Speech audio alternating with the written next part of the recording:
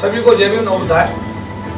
आज की प्रेस वार्ता में सभी हमारे पत्रकार बंधु जो बहुजन समाज की आवाज़ को दिन रात उठा रहे हैं, उनका सभी का हम साधुवाद करते हैं, अभिनंदन करते हैं। आज हमारे साथ महमूद प्राचा साहब जो हमारे सुप्रीम कोर्ट के वरिष्ठ अधिवक्ता हैं, और हमारे साथ एडवोकेट वी.के. गौतम जी, वो भी सुप्रीम कोर्ट में हमारे समाज के अधिवक्ता हैं। दोनों ही हमारे समाज की आवाज़ को सुप्रीम कोर्ट में बुलंद करने का बहुत अच्छा कार्य कर रहे हैं। पिछले दिनों जो इशू सामने आए फरवरी 2020 में एक सुप्रीम कोर्ट का मसला है जिसको आंध्र प्रदेश में जो एसटी रिजर्वेशन के साथ में जो जजमेंट दिया गया, और उसके बाद अप्रैल में फिर 2 डिसीजन आए। ये तीनों के तीनों डिसीजन SC/ST समाज के खिलाफ थे। और साथ साथ अभी जो खुदाई हुई राम मंदिर के दौरान, राम मंदिर बनाने के दौरान, जो अभी लॉकडाउन के दौरान जो खुदाई हुई, उसमें जो बौद्ध अवशेष मिले, इन सब मुद्दों पर समाज में बड़ी चर्चा हुई। और all India federation of SC/ST organisations, जो कि एक एपेक्स बॉडी है, जैसा कि आप जानते हैं कि देश के सरकारी अधिकारी कर्मचारी संगठनों को जो लाखों की संख्या में एक जमाने में हुआ करते थे, जैसा अभी हमारे प्राचा साहब बता रहे थे, एक जमाने में संख्या 40 लाख हुआ करती थी। सरकार की गलत नीतियों के चलते हुए, सरकार की दलित विरोधी नीतियों के चलते हुए, SC/ST विरोधी नीतियों के चलते हुए आज संख्या 10 लाख पर आकर टिकी हुई है, और ये नीचे हर रोज घट जा रही है। सरकार के पास कोई एजेंडा नहीं है SC/ST के डेवलपमेंट के लिए। SC/ST के मसले को लेकर के सरकार बिल्कुल संवेदनहीन हो गई है। ये बड़े दुर्भाग्य की बात है। देश की 1/4 आबादी के बारे में अगर कोई सरकार संवेदनहीन हो जाए तो भारत राष्ट्र की विकास की अगर बात होती है तो कुदरत बेईमानी है। इन सभी मुद्दों को हमने प्राचा साहब से रिक्वेस्ट किया, हमने वी.के. गौतम साहब से रिक्वेस्ट किया। उन्होंने जो राम मंदिर में का निर्माण चल रहा है, तो उसमें हमने कहा जो हमारे बौद्ध धर्म के अवशेष वहाँ मिल रहे हैं, वहाँ पर हम लोग भी चाहते हैं कि वहाँ पर एक बौद्ध विहार की स्थापना की जाए, बनाया जाए, सरकार उसको बनाए। उसको लेकर पिटीशन डाला गया है। प्राचा साहब ने जो ट्राइबल आंध्रा का रिजर्वेशन था, इसमें गवर्नर का ऑर्डर था कि उसमें 100% रिजर्वेशन, अरे वहाँ जब कुछ जाता ही नहीं। मैं समाज के लोगों को बताना चाहता, भारत के लोगों को बताना चाहता हूँ, वहाँ रिजर्वेशन इसलिए नहीं दिया गया कि वो देना चाहते थे, वहाँ रिजर्वेशन इसलिए दिया गया कि वहाँ जनरल कैटेगरी का लोग ट्राइबल बेल्ट में पढ़ाने के लिए जाना ही नहीं चाहते थे, टीचर्स का इशू था। और उस स्थिति में जब कोई जाता ही नहीं था, तो ट्राइबल लोगों को पढ़ाने के लिए ट्राइबल के लोग वहां पर पहुंचे, और उसको भी आज चैलेंज कर दिया गया। दुर्भाग्य, बहुत दुर्भाग्य। जैसे मैं सफाई कर्मियों की बात करता हूं, तो सफाई कर्मियों में 100% हमारे लोग सफाई का काम पूरे देश में करते हैं, क्योंकि जनरल कैटेगरी का आदमी 77.5% के हिसाब में नौकरी लेकर सफाई करने चाहता ही नहीं। और जहां जहां चालाकियां की गई है, अब वहां पर भी नौकरी तो मिल रही है जनरल कैटेगरी के आदमी को, लेकिन वो अपनी जगह हमारे ही आदमी को, हमारा वाल्मीकि समाज का व्यक्ति है, वही जाकर के सफाई का काम आज भी कर रहा है। ये कौन सा अन्याय है? ये कौन से भारत की हम बात कर रहे हैं? कौन से समाजवाद की बात कर रहे हैं? सबको साथ लेके चलने की बात कर रहे हैं, भारत राष्ट्र को एक आदर्श राष्ट्र बनाने की बात कर रहे हैं। पूरी तरीके से बेईमानी। इन्हीं सब चीजों को हमने चैलेंज किया है। मैं बताना चाहता हूँ समाज के लोगों से, all India federation of SC/ST organisations ने प्राचा साहब से कहा कि आप सुप्रीम कोर्ट में इस केस को लड़ रहे हैं, आप हमसे कुछ आर्थिक सहयोग लीजिएगा। पहली बार किसी एडवोकेट से पाला पड़ा जिन्होंने कहा नो, बाबा साहब अम्बेडकर की वजह से मैं यहाँ हूँ, मैं किसी भी प्रकार का कोई आर्थिक सहयोग, मैं फ्री ऑफ कॉस्ट, जो भी ऐसे केसेस आएंगे भविष्य में सबको फ्री ऑफ कॉस्ट लड़ूंगा।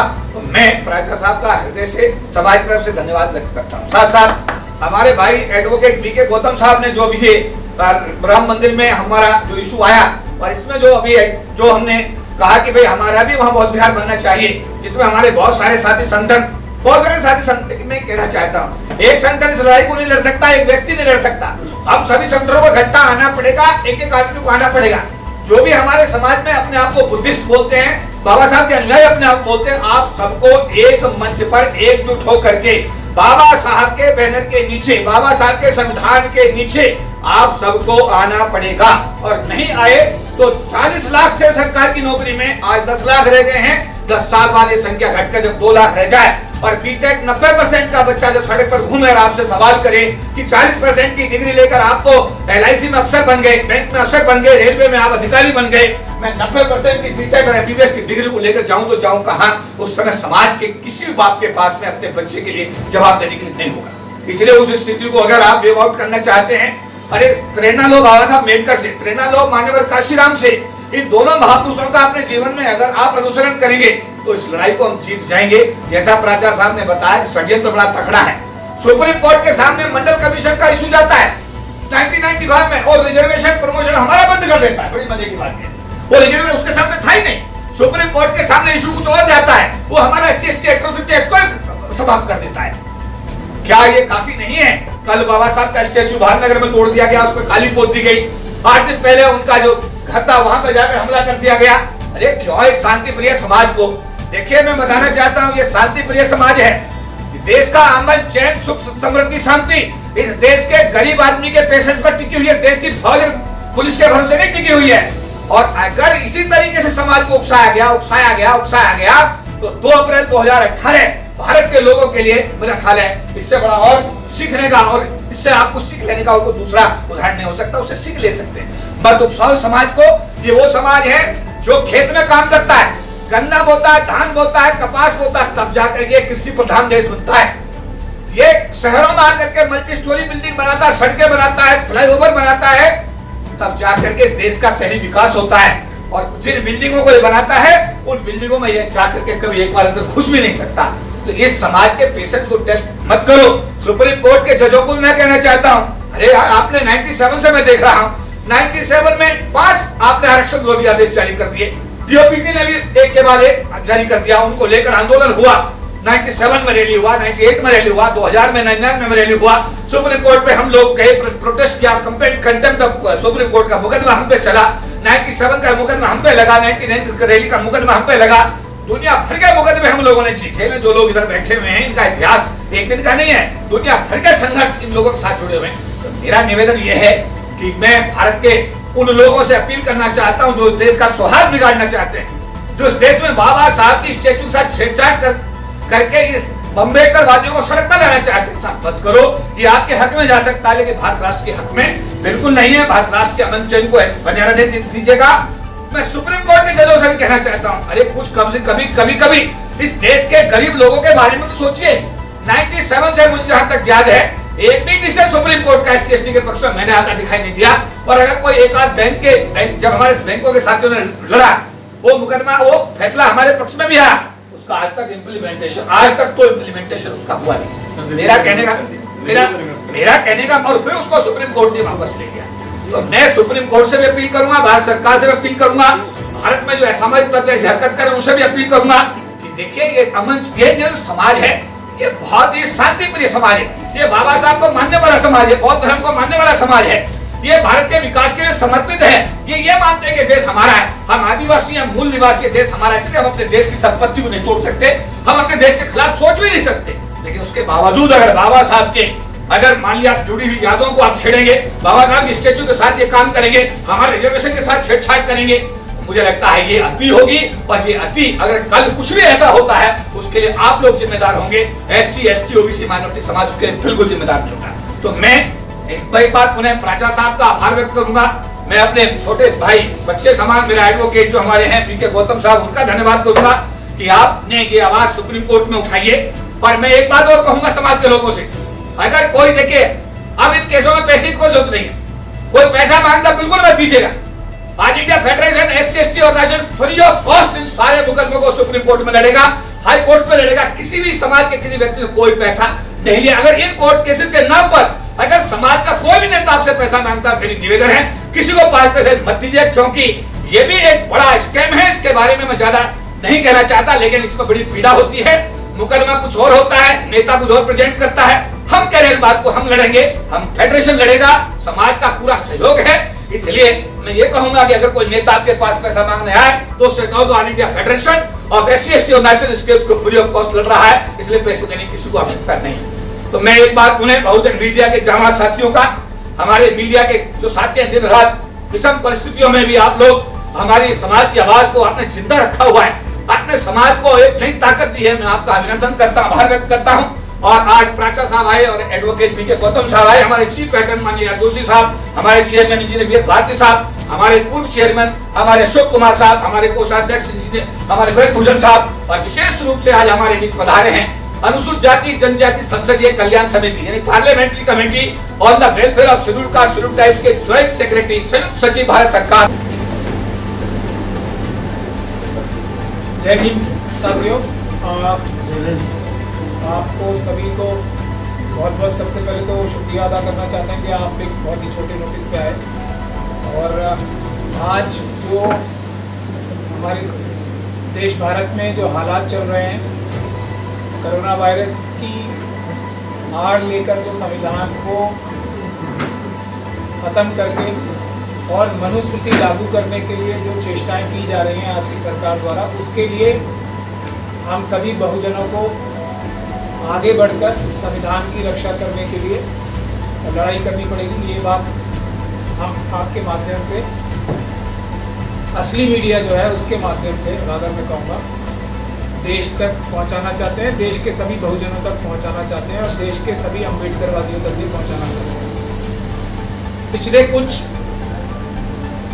2-3 सालों में, हालांकि जब से आज़ादी हुई है उसके बाद से ही जो न्याय व्यवस्था थी, न्यायालयों का प्रयोग जो है बहुजनों के अधिकारों को और अधिकारों का हनन करने के लिए बहुत ही बड़े तरीके से प्रयोग हुआ है। लेकिन पिछले कुछ सालों में तो इसका बहुत ही ज़्यादा गलत इस्तेमाल किया जा रहा है और ये बात अब ढकी छुपी नहीं रह गई है कि जो हमारी पहले तो कुछ ना कुछ प्रिटेंस रहता था, लेकिन अब बगैर किसी लाग लपेट के खुलेआम जो न्यायालयिक प्रणाली है हमारी और जो न्याय व्यवस्था है, यहाँ तक कि उच्चतम न्यायालय भी जो है वो भी एक अपनी जजमेंट्स के माध्यम से ये बात बिल्कुल साफ कर दे रहा है कि पक्षपात अब कोई एक्सेप्शन नहीं रह गई है, पक्षपात खुलेआम होगा और खास तौर पे बहुजनों के सारे वो अधिकार जो कि संविधान में बाबा साहब डॉक्टर भीमराव अम्बेडकर ने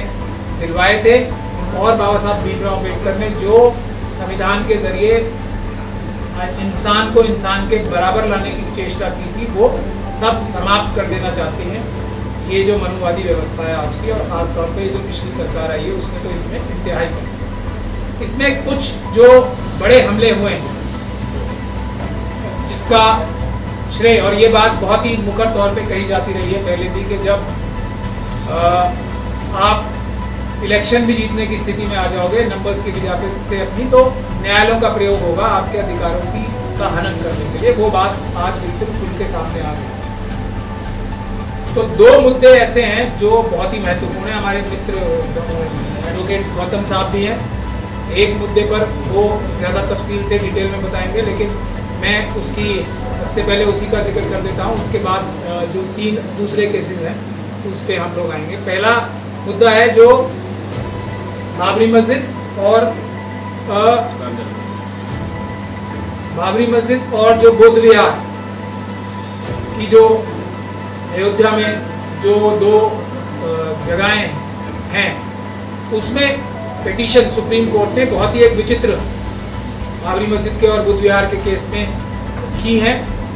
और वो विचित्र बात यह है कि एक प्रॉपर्टी का डिस्प्यूट था जिसको संविधान द्वारा दी गई सुप्रीम कोर्ट को जो बिल्कुल ही एक्स्ट्रा ऑर्डिनरी पावर्स है 141 का प्रयोग करके, आर्टिकल 141 का प्रयोग करके, 142 का प्रयोग करके एक पक्ष को दे दी गई। ये बहुत ही विचित्र बात थी। लेकिन उससे भी विचित्र बात एक और थी, वो ये कि एक पक्ष और भी है जिसको आर्कियोलॉजिकल सर्वे ऑफ इंडिया ने और दूसरे साइंटिफिक फैक्ट्स ने भी ये माना कि यहाँ पर जो भी गहराई में जो खंडरात मिले हैं वो बुद्ध धर्म से संबंधित रखते हुए थे, यानी कि एक बुद्ध विहार से संबंधित यहाँ पर अवशेष मिले हैं। और वो पिटीशन भी सुप्रीम कोर्ट ने बाबरी मस्जिद के केस के साथ टैग कर रखी, लेकिन उस पर आज तक फैसला ही नहीं किया गया। तो अब इसमें बुनियादी बात जो है वो सबसे विचित्र बात है कि 3 पक्ष थे, एक बाबरी मस्जिद का, एक राम जन्मभूमि का और एक बुद्ध विहार का। ये पक्ष, तीनों पक्ष सुप्रीम कोर्ट के सामने थे। एक तो 141 का प्रयोग करके, आर्टिकल 141 का प्रयोग करके एक पक्ष को दे दिया गया जो प्रॉपर्टी का डिस्प्यूट था। दूसरी जो बहुत बड़ी ज्यादती की गई, तीसरे पक्ष को सुने बगैर, उस सुप्रीम कोर्ट ने माना है कि तीसरा भी पक्ष है इसमें और साथ के साथ टैग थी वो, उस पक्ष को सुने बगैर ही एक पक्ष को दे दिया। यानी कि इस पक्ष की तो सुनवाई नहीं हुई, मुस्लिम पक्ष की कम से कम दिखावट के लिए ही सही, दिखावे के लिए सही सुनवाई तो कर ली थी। इस पक्ष को तो इस लायक भी नहीं समझा हमारी उच्चतम न्यायालय ने कि इनके पक्ष को कम से कम सुन लिया जाए, उसके बाद 141 का ही प्रयोग करके चाहे इनका पक्ष भी साइंटिफिक प्रूफ के बावजूद इनके खिलाफ फैसला हो जाता, वो भी नहीं किया गया। उस पर हमारे जो साथी हैं वो प्रकाश डालेंगे डिटेल से, उसमें उन्होंने पिटीशन फाइल की। उसके बारे में मैं इतना ही कहना चाहता था। लेकिन जो दूसरा एक महत्वपूर्ण विषय है वो संविधान पर हमले का, जैसे सीए एनआरसी के जरिए सिटीजनशिप पे हमला किया जा रहा है, संविधान पे हमला।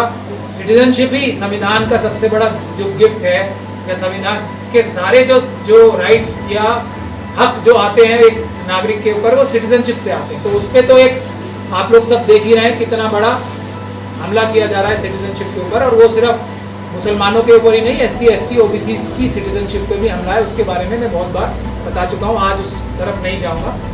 लेकिन उतना ही महत्वपूर्ण विषय ये कहा जाता है कि आर्टिकल 14 जो है संविधान की आत्मा यानी कि रूह है, बराबरी, इंसान के साथ बराबरी।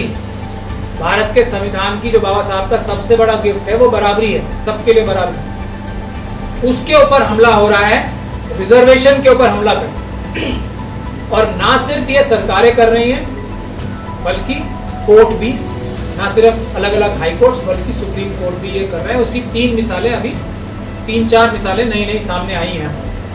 सबसे पहली तो जो SC ST एक्ट के ऊपर हमला हुआ, उसके बाद बड़ा एजिटेशन हुआ, और सुप्रीम कोर्ट ने जो इतनी खराब एक जजमेंट दी थी जिसमें ये तक कहा गया था कि SC ST के लोग जो है इसका मिसयूज करते हैं।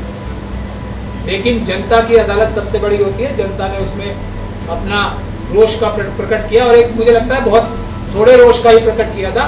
तो मनुवादी तो बहुत होशियार होते हैं, उन्हें समझ में आ गई कि इस चीज़ से अगर हमने कदम अपने पीछे नहीं उठाए तो इससे एकदम बाबा साहब का जो मिशन था वो रातों रात ही पूरा हो सकता है। तो उन्होंने सुप्रीम कोर्ट द्वारा उसको वापस लिया, और पार्लियामेंट में भी एक एक्ट ला के, देखिए कितनी महत्वपूर्ण बात मैं आपको बता रहा हूँ कि एक चीज़ जो बहुजन समाज की है उसको पहले छीनेंगे और उसको देने का एहसान बाद में करेंगे। तो ये सरकार ने वो एहसान धारा 18 कैपिटल A ला के करने की चेष्टा की है। लेकिन बहुजन वाले, अब बहुजन समाज के लोग बेवकूफ़ नहीं है, बेवकूफ़ नहीं बनेंगे। हम जो चीज़ें हमारे हक से हैं, जो बाबा साहब ने दी हैं, वो लेके रहे। तो एक तो वो हो गया जो SC ST एक्ट के ऊपर हमला था। लेकिन उसके इम्प्लीमेंटेशन में हालत ये है कि पूरे देश में सभी कोर्टें SC ST एक्ट का इम्प्लीमेंटेशन नहीं कर रही, बल्कि SC ST एक्ट की धज्जियां उड़ा रही है पूरे देश की समस्त कोर्टें। ये बात मैं पूरी जिम्मेदारी के साथ कह रहा हूँ, और मेरा लंबा एक्सपीरियंस भी है। अभी रिसेंटली हमने एक दिल्ली हाई कोर्ट के एक हमारे सीनियर वकील साहब हैं, उनके केस में ही सुनाई किसी और चीज़ की है, फैसला ये कर दिया कि ये केस ही मुझे झूठा लगता है, ऑब्जर्वेशन दे दी। तो हम जज साहब का ट्रांसफ़र करने के लिए इसमें एप्लीकेशन दिल्ली हाई कोर्ट में ही लगा। उसी प्रकार से रिजर्वेशन का इशू है, वो भी आर्टिकल 14 से संबंधित है कि इंसान के बराबर होता है। बराबरी हासिल करने के लिए ये रिजर्वेशन जो है एक सबसे बड़ा माध्यम बाबा साहब ने सोचा था और उसको इम्प्लीमेंट कराने की कोशिश की थी। ये कहा जाता है कि बाबा साहब ने ये कहा था कि 10 साल तक की रिजर्वेशन होनी चाहिए। 10 साल की रिजर्वेशन पहले तो लेजिस्लेटिव असेंबली या पार्लियामेंट के लिए बात थी। ये मिसगाइड किया जाता है हमारे लोगों को, तो मैं एक बात ये क्लैरिफाई करना चाहता हूँ। और दुख की बात यह है कि बाबा साहब ने शायद ये सोचा था कि ये बराबरी का जो दर्जा है वो 10 सालों में आ जाए, मगर मनुवादी ताकतें इतनी बेईमान और इतनी निर्दयी और इतनी खुलेआम झूठ बोल के, आंखों में घुस के झूठ बोलने का काम करते हैं कि 10 साल छोड़ो, आज 70 साल हो गए, वो बराबरी का दर्जा जो बाबा साहब ने सोचा था वो आज तक नहीं मिला है। तो रिजर्वेशन देने का मकसद है बराबरी का स्थापना करना। अगर जो प्रोविजंस कानून में और संविधान में आज बराबरी नहीं स्थापित कर पा रहे हैं, तो उन प्रावधानों को बढ़ाने की, उनको और ज्यादा ताकतवर करने की जरूरत है। उसके उल्टा हमारी हाई कोर्ट और सुप्रीम कोर्ट क्या कह रही हैं, जो रिजर्वेशन है उसको भी वापस ले लो, बनिस्बत इसके कि अभी तो इसके कि इसको और बढ़ाया जाए। रिजर्वेशन आज अगर 17% है SC समाज के लिए, तो उसको बढ़ा के 27% किया जाए, क्योंकि 17% बराबरी लाने में अक्षम हुई है, मतलब काफी नहीं है 17%। तो जो मोटिव था, जो उसकी वजह थी रिजर्वेशन देने की, अगर वो पूरी नहीं हुई तो उसको किसी मरीज की, अगर कोई मर्ज है उसकी, एक मतलब कहा जाता है ना कि 100 मिलीग्राम दवाई से नहीं उसका हल हो पा रहा है तो उसकी दवाई बढ़ाई जाती है।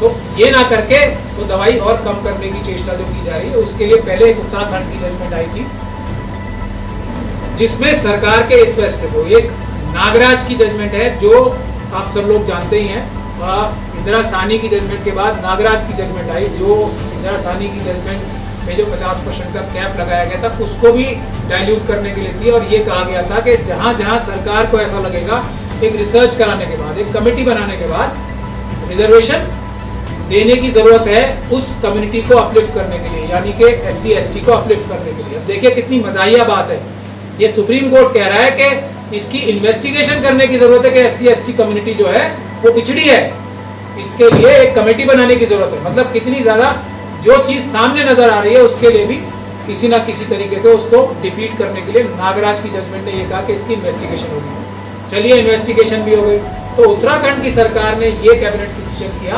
कि जिसके लिए जो पहला जो रिजर्वेशन के खिलाफ जो जजमेंट सुप्रीम कोर्ट ने किया था वो बताता हूँ मैं आपको, कि हालांकि उत्तराखंड में ये बात एक कमेटी द्वारा फाइंड आउट कर ली गई है कि हाँ जो SC कम्युनिटी है वहाँ पिछड़ी है और उसको रिजर्वेशन की आवश्यकता है, मगर उसके बाद भी कैबिनेट ये कहती है कि हम नहीं देंगे। उसको उत्तराखंड हाई कोर्ट ने उस कैबिनेट के फैसले को निरस्त किया। ये बात मानी थी कैबिनेट ने वहां पे कि हाँ कमेटी ने ये माना है कि जरूरत है, लेकिन उसके बाद भी हम नहीं देंगे। उसको उत्तराखंड हाई कोर्ट ने निरस्त किया उस ऑर्डर को, और सुप्रीम कोर्ट ने कैबिनेट के उस फैसले को ये कहकर कि जो बुनियादी हक है, रिजर्वेशन एक बुनियादी हक यानी कि आर्टिकल 14 बुनियादी हक है जो फंडामेंटल राइट की तरीके से आता है, उसको नहीं माना जाएगा। तो ये एक इतनी खराब जजमेंट थी जिसके लिए हम लोगों ने उसको सुप्रीम कोर्ट में रिव्यू डाला हुआ है उसका भी, ये कहकर कि अगर रिजर्वेशन ही बुनियादी हक नहीं है तो फिर कुछ भी बुनियादी हक नहीं है, फिर तो कुछ भी नहीं। दूसरी जो अभी आंध्र प्रदेश की जजमेंट, एक जो आंध्र प्रदेश हाई कोर्ट से जो आई है अभी सुप्रीम कोर्ट में, उसमें एक बहुत ही लिमिटेड इशू था। उसमें अपने दायरे से बढ़कर सुप्रीम कोर्ट ने ये तक फैसला कर दिया, और यहाँ तक क्रीमी लेयर तक भी SC/ST के जो कॉन्सेप्ट है, रिजर्वेशन का सारा इशू तो चैलेंज किया ही। आंध्र प्रदेश की जो जजमेंट थी वो ये कहती थी कि गवर्नर ने एक जगह जहाँ पर आदिवासियों को पढ़ाने के लिए जो सो कॉल्ड सवर्ण होते हैं, वो जो टीचर हैं वो जाते ही नहीं थे पढ़ाने के लिए, तो वहाँ के गवर्नर ने या सरकार ने ये फैसला किया।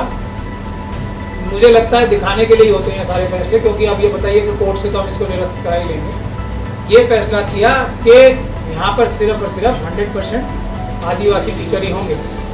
एक ऐसी डिस्ट्रिक्ट में जहाँ पे सो कॉल्ड सवर्ण के लोग जो हैं वो जाना भी पसंद नहीं करते थे, घर बैठे ही तनख्वाह ले रहे। वहाँ पे क्योंकि आदिवासियों के दिल में आदिवासियों के लिए दर्द होगा तो वो लोग जाके पढ़ाना चाहते थे। इस प्रकार से बहुत सारी रिप्रेजेंटेशन गवर्नमेंट के पास गई, तो उन्होंने ये फैसला किया। तो आंध्र प्रदेश हाई कोर्ट के इस फैसले को भी सुप्रीम कोर्ट ने ये कहकर ये कहा कि ये फैसला गवर्नर का जो था गलत था, 100% रिजर्वेशन तो नहीं दी जा सकती। और जबकि आप सब लोग जानते हैं कि हमारे संविधान में खुद लिखा हुआ है कि जो ट्राइबल एरियाज वहाँ पे उनका कानून नहीं चलेगा, वहाँ के लिए स्पेशल लॉज बनाए जा सकते हैं। ये संविधान कह रहा है, साफ साफ कह रहा है। लेकिन सुप्रीम कोर्ट ने संविधान को ही नकारते हुए ये कह दिया कि 100% रिजर्वेशन जो है वो गलत है ट्राइबल एरियाज के लिए भी। अब उसके जवाब में जो हमने रिव्यू डाली है, तो मैं पॉइंट वाइज ही आपको बता रहा हूँ आम लोगों की जबान में, ताकि आप लोग समझें। टेक्निकल लैंग्वेज में इस्तेमाल प्रेस के सामने खास तौर पे इसलिए नहीं करना चाहता कि आम लोगों की समझ में धाराएं और टेक्निकल एस्पेक्ट नहीं आता, तो आम आदमी की जबान में हमारे लोगों को संविधान और कानून समझाना सबसे आवश्यक बात है। तो अब हमने जो इस बात को जो सुप्रीम कोर्ट की रिव्यू में डाली है, इस बात से नकारा है कि जब EWS के लिए इंदिरा साहनी की जजमेंट ये कहती है, ये जो सुप्रीम कोर्ट ने अभी जो जजमेंट दी आंध्र प्रदेश ट्राइबल एरियाज के लिए 100% रिजर्वेशन को नकारने के लिए, कि इंदिरा साहनी ने इस बात को मना किया है कि 50% से ज़्यादा रिजर्वेशन नहीं हो सकती। इसी सुप्रीम कोर्ट में हमने रिव्यू में अपना इसको काटने के लिए ये बात कही है। इसी सुप्रीम कोर्ट में अभी EWS की पिटीशन जो कि 50% के ऊपर यानी कि 60% करती है, 10% एक्स्ट्रा देती है, 50% से भी ऊपर, वो अभी पेंडिंग है। तो उसके साथ इसको टैग किया जाना चाहिए था, उसके फैसले के होने से पहले जो EWS का फैसला। यहाँ आप ये नहीं कह सकते थे कि 50% का जो बाउंड्री है वो क्रॉस नहीं हो सकती। एक तो हमने पॉइंट ये लिया। दूसरा, ये सुप्रीम कोर्ट ने इस फैसले के बाहर जाकर जो एक नई चीज़ कही कि क्रीमी लेयर का जो कॉन्सेप्ट है वो SC/STs के लिए भी इंट्रोड्यूस किया जाना चाहिए, क्योंकि जो SC/STs में क्रीमी लेयर बन गई वो जो रिजर्वेशन के बेनिफिट हैं वो जो गरीब तबका है SC/ST में, और सुप्रीम कोर्ट को जो SC/ST का गरीब तबका है उससे बहुत प्यार हो गया है। ये झूठा प्यार दिखाने की चेष्टा की गई है, उसके मकसद को भी हमने काउंटर किस तरह से किया गया है वो हम आपको इसके माध्यम से बताना चाहते हैं इस रिव्यू पिटीशन में। उसमें हमने ये कहा है कि अगर ये लगता है कि रिजर्वेशन के बेनिफिट्स जो जिसको नॉन क्रीमी लेयर कहना चाहती है सुप्रीम कोर्ट, उसको अगर ऐसा लगता है सुप्रीम कोर्ट को, तो रिजर्वेशन की जो परसेंटेज है SCs और STs के लिए उसको बढ़ा देना चाहिए, ताकि रिजर्वेशन का बेनिफिट जो है SC/STs को ज़्यादा मिल सके। ये करना बिल्कुल गलत होगा, ये करना आपस में लड़ाई कराने के बराबर होगा, जो कि सुप्रीम कोर्ट कराना चाहती है शायद। हमने ये बात साफ तौर पे लिखी है। मनुवादी मानसिकता के शब्दों का प्रयोग इस रिव्यू में मेरे ख्याल से पहले शायद नहीं हुआ है, मेरी नज़र से नहीं गुजरा, लेकिन हमने साफ तौर पे इस रिव्यू पिटीशन में अपने जो क्लाइंट्स हैं उनसे उनकी इच्छा के अनुसार और उनसे पूछकर मनुवादी मानसिकता के शब्दों का प्रयोग इस रिव्यू पिटीशन में किया गया है कि मनुवादी मानसिकता जो है इस देश में काम करती है वो शायद ये चाहती थी कि आपस में ही SCs और STs में आपस में ही लड़ाई हो जाए, अमीर गरीब की बात को इंट्रोड्यूस करके। तो उसके लिए हमने ये कहा है कि ये लड़ाई कराने का तरीका गलत है। अगर सुप्रीम कोर्ट को इतना ही दर्द है या इस जजमेंट को इतना ही दर्द है तो वो रिजर्वेशन की परसेंटेज बढ़ा दे SC/STs के लिए, ताकि और लोगों को भी रिजर्वेशन मिल सके। और दूसरे भी तरीके हैं। और दूसरी बात हमने ये कही है कि जो आप उससे भी बड़ी वजह जो सभी SC/STs को रिजर्वेशन का फ़ायदा नहीं मिल पा रहा वो ये इस वजह से है कि आप रिजर्वेशन के पर्पस को नौकरियों में और दूसरी जगहों पर कैरी फॉरवर्ड नहीं करते, और उससे उसका जो बुनियादी मकसद है वही ख़त्म हो जाता है। तो एक बार जो रिजर्वेशन हो गई उसको आपको कोई ना कोई तरीके से मनुवादी व्यवस्था जो है वो रिजर्वेशन की जो नौकरियां होती हैं उसको किसी ना किसी बहाने से, चाहे तो इंटरव्यू में फेल करके हमारे जो SC/ST के लोग हैं उनको नौकरियों को प्राप्त नहीं करने देते और अगले साल उनको जनरल कैटेगरी में शिफ्ट कर देते हैं। ये सबसे बड़ी बुनियादी वजह है जिसकी वजह से हम रिजर्वेशन का फ़ायदा ज़्यादातर समाज में लोगों को नहीं मिल पा रहा है। तो और दूसरी वजह ये है कि प्रमोशन के टाइम पे जो है मनुवादी व्यवस्था जो है ख़ास तौर पे हमारे लोगों के साथ डिस्क्रिमिनेशन करती है, क्योंकि हमारे लोग प्रमोशन में जो जा नहीं पाते बड़े बड़े ओहदों पे और वो अपने लोगों को न्याय नहीं दे पाते। रिजर्वेशन की ज़रूरत क्यों पड़ रही है?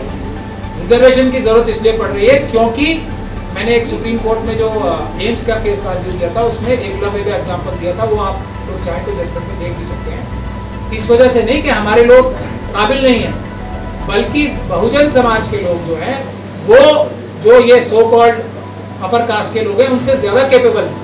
हमने ये उसमें साइंटिफिकली आर्ग्यू किया था डिटेल में, और इस केस में भी हमने लिखा है कि रिसर्च ये बताती है कि जो जनरल कैटेगरी के लोग हैं वो जहाँ भी काम कर रहे होते हैं वहाँ की एफिशिएंसी कम हो जाती है।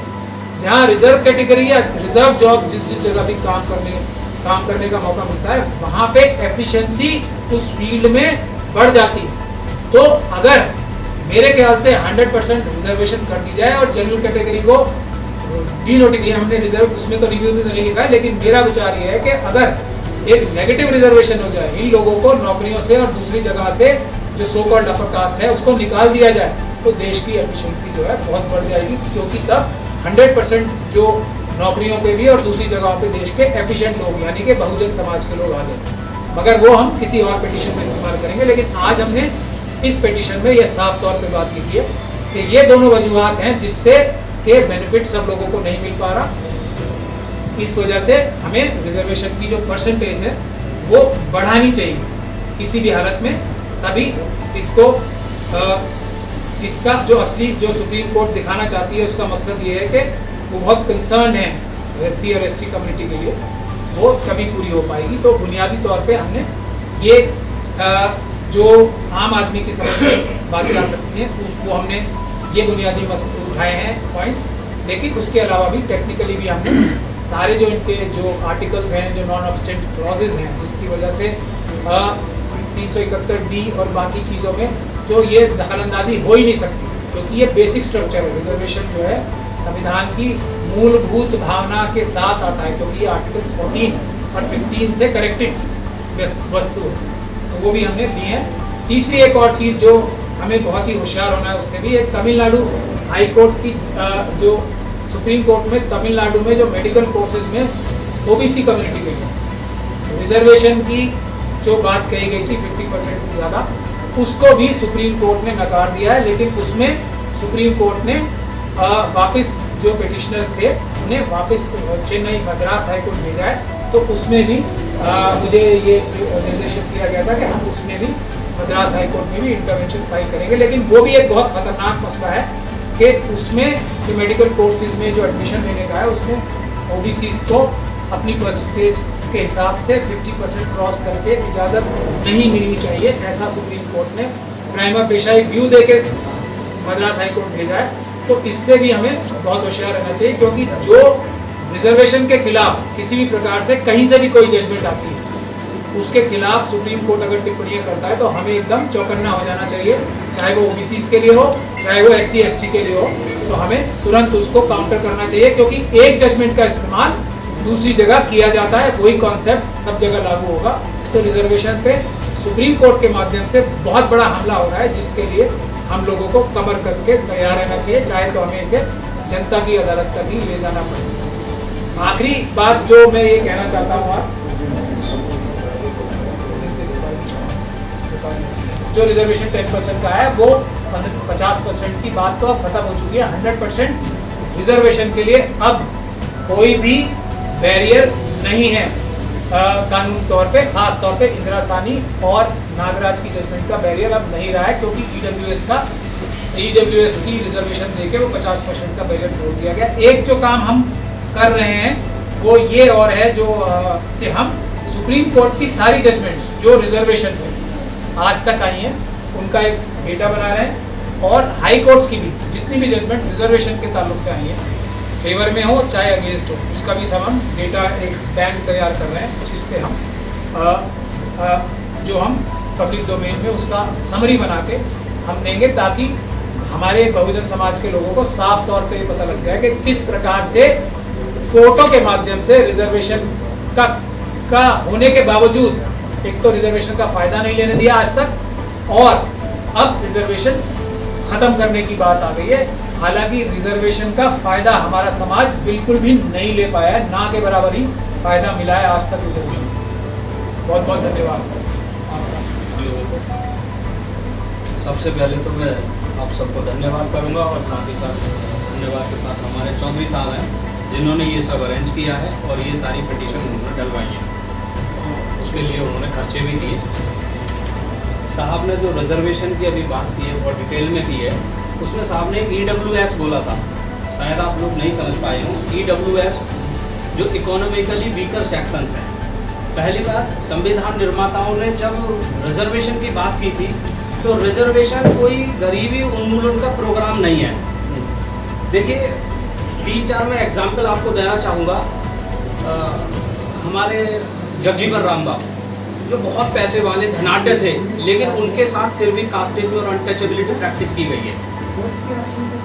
हमारी बहन मायावती जो सत्ता में रह गई, आज भी उनके साथ अनटचेबिलिटी प्रैक्टिस की जाती है। हमारे बाबा साहेब जो जिनके बराबर आज तक ज्ञानी कोई हुआ नहीं, अब कितने भी ज्ञानवान क्यों ना हो जाए, ये तब भी अनटचेबिलिटी प्रैक्टिस करते हैं। जो संविधान निर्माता थे उनका उद्देश्य ये था, जिनके साथ अनटचेबिलिटी प्रैक्टिस की गई है या हिस्ट्री ने उनको किसी तरीके से नकारा है या मानवीय व्यवहार उनके साथ नहीं किया है, उनके अपलिफ्टमेंट यानी ऊपर उठाने के लिए या उन्हें डिग्निटी के साथ जीने का एक तरीका दिया कि इसकी वजह से इनको थोड़ा बेनिफिट होगा। ये एजुकेशन में बेनिफिट इससे लेंगे, ये एम्प्लॉयमेंट में बेनिफिट लेंगे और एम्प्लॉयमेंट मिलने के बाद इनको प्रमोशन में भी इससे बेनिफिट मिलेगा। प्रमोशन में बेनिफिट उत्तर प्रदेश का मैं एक एग्जाम्पल लेता हूँ। एक UP power corporation versus Rajesh Kumar एक जजमेंट आया था 27 अप्रैल 2012 को। उसमें एसिलरेटेड प्रमोशन का जिक्र किया गया था। एसिलरेटेड प्रमोशन क्या होता है? दो तरह के अगर अपॉइंटी रहते हैं, पहला जो शेड्यूल कास्ट है रिजर्व पॉइंट पर अपॉइंट हुआ है, दूसरा जो ओपन कैटेगरी का है। अगर एसिलरेटेड प्रमोशन का बेनिफिट हमें मिलेगा तो जो रिजर्व कैटेगरी का कैंडिडेट है वो 35 ईयर की एज में 5th पायदान पे पहुंच जाएगा अपनी सर्विस के, और जनरल कैटेगरी का जो कैंडिडेट है वो 45 ईयर की एज में 3rd पायदान पर पहुंचेगा। तो इसको इन्होंने बड़े स्मार्टली सुप्रीम कोर्ट से उसको ख़त्म करा दिया। और बहुत सारे लोगों को आपने देखा होगा हमारे डिमोट हो गए, बहुत सारे लोगों का डिमोशन हुआ जो पहले जिनके बॉस थे उनके जूनियर हो गए उसको ख़त्म करने पर। दूसरा, सुप्रीम कोर्ट कई बार कहता है कि ये जो प्रमोशन है आपका, जो रिजर्वेशन का बेनिफिट आपको मिलता है, आर्टिकल 16(4) है, वो एक इनेबलिंग प्रोविजन इन्होंने बताया है। इनेबलिंग प्रोविजन मतलब वो चाहे तो इसको अलाउ कर सकते हैं, चाहे तो नहीं कर सकते, मैंडेटरी नहीं बनाया इसको। अगर इसको मैंडेटरी कर दिया जाए तो हम लोगों को 100% बेनिफिट मिलेगा। एक और अभी मुद्दा आया है जो चौधरी साहब ने डिस्कस किया था मुझसे और साहब ने आदेशित किया कि इसमें पिटीशन करो। ये हरियाणा गवर्नमेंट ने एक बहुत चालाकी की है। हायर एजुकेशन में हम लोगों को 20% रिजर्वेशन मिलता था हायर एजुकेशन में एडमिशन में, लेकिन इन्होंने क्या किया है, जो शेड्यूल कास्ट को 2 भागों में डिवाइड कर दिया, एक शेड्यूल कास्ट और दूसरा deprived schedule caste. Deprived schedule caste में उन लोगों को रखा है जिनको वो जो कभी भी बहुजन या अनटचेबिलिटी की प्रैक्टिस उनके साथ नहीं हुई है और उनको वो ज़बरदस्ती बेनिफिट देना चाहते हैं जो इसके पात्र भी नहीं है, और हम लोगों को उससे बाहर कर दिया।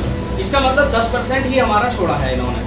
उसमें भी हमारी पिटीशन तैयार है, हमारे साहब साइन करेंगे, उसको फाइल करेंगे। अच्छा, दूसरा एक और मुद्दा है, ये साहब एक छोटा सा कोटेशन है, इस देश का इतिहास निरंतर लिखा गया, हर एक बूंद को समंदर लिखा गया, काट कर अंगूठा एकलव्य का और अर्जुन को धुरंधर लिखा गया। यहाँ इन्होंने इतिहास को अपनी तरीके से तोड़ मरोड़ के लिखा है। ये बात अभी सामने आई 2002 में, 2003 में जो ये मुद्दा चल रहा था, अयोध्या का मामला जो चल रहा था, अयोध्या का मामला लखनऊ बेंच में जब चल रहा था, लखनऊ हाई कोर्ट ने आर्कियोलॉजिकल सर्वे ऑफ इंडिया को आदेशित किया था कि आप उसमें खुदाई करके डिटेल में सर्वेक्षण रिपोर्ट सबमिट करें।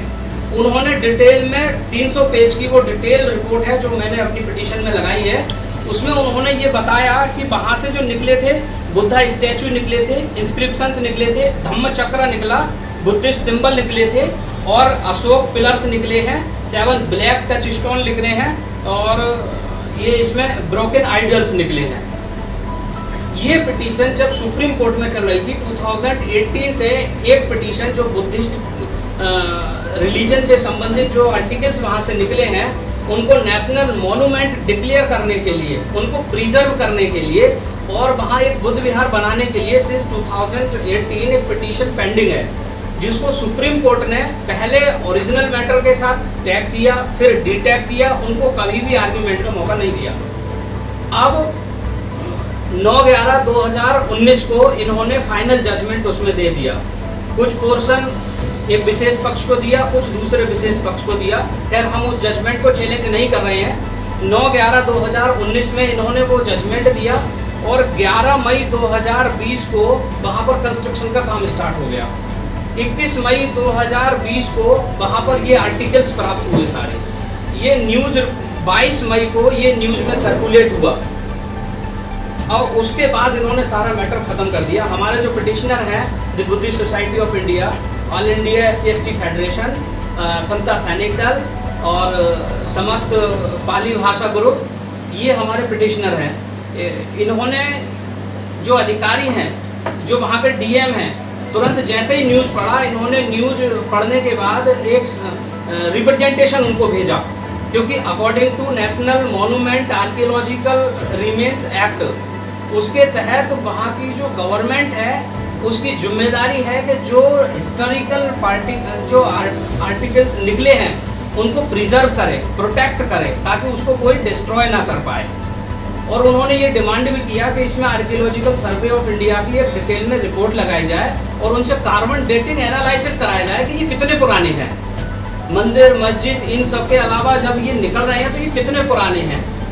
और हमने ये भी रिक्वेस्ट किया था कि आप इसमें जो ओरिजिनल फॉर्म में इसको रिस्टोर किया जाए, प्रिजर्व करने के बाद आप मंदिर भी बना रहे हैं, आप मस्जिद भी बना रहे हैं, लेकिन साथ में एक बुद्ध विहार, अगर ये हमारे बुद्ध धर्म से संबंधित हैं तो एक बुद्ध विहार वहाँ पर बनना चाहिए। ये पिटीशन हमने अभी लगाई हुई है, जो सुप्रीम कोर्ट में अभी आर्ग्यूमेंट उसमें होना है, अभी वो पिटीशन लगी हुई है। मेरा बस इतना ही विषय है।